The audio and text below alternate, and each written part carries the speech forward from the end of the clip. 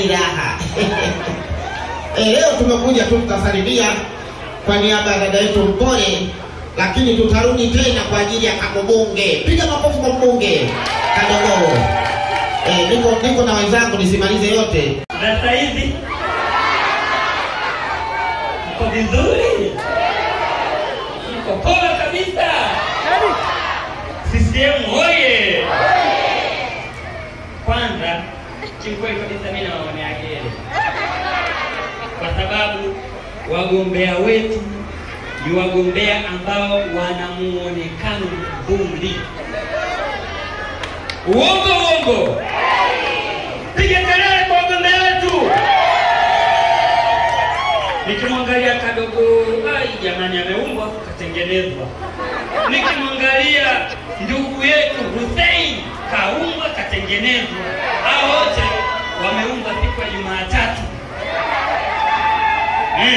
Jumamosi na Jumapili ni siku za mapumziko. Jumatatu ndio siku ya kazi, Mungu kaanza nao.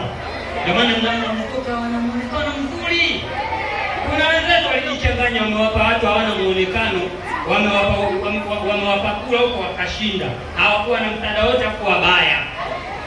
Wananchi wakajichangisha wenyewe, walikuwa na shida ya maji, wakachimba kisima chao wenyewe kizuri kinatoa maji mazuri, wakamwalika yule walimchagua tuzindulie. Yule bwana kaenda kakata utepe kachungulia kwenye kisima katoka mbili. Watoto wameshangaa, mheshimiwa vipi umekimbia? Hamkuniambia kama mnafuga viboko mule.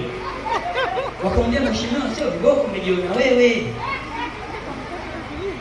Tupige shangwe kwa wagombea wetu wenye muonekano. CCM oye! Oktoba! Asanteni sana. Mimi naitwa Mkulumile Miyangu ni nyenyenza msasabweni kulila kulondo kubila kulondo samda yenye tonje mkulu wa ukulu wa dimoka maufundi delitofani jai bonge la mtu. CCM ujiko.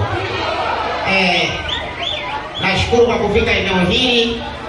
Watu wanaka vibe.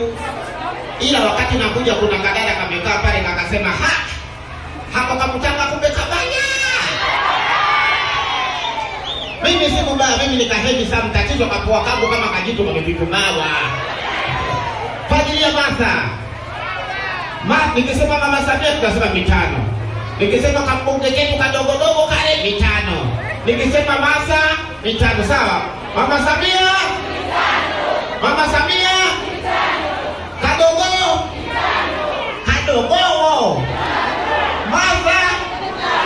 Masa Kamupole. Jamani nimekuja kusalimia naona giza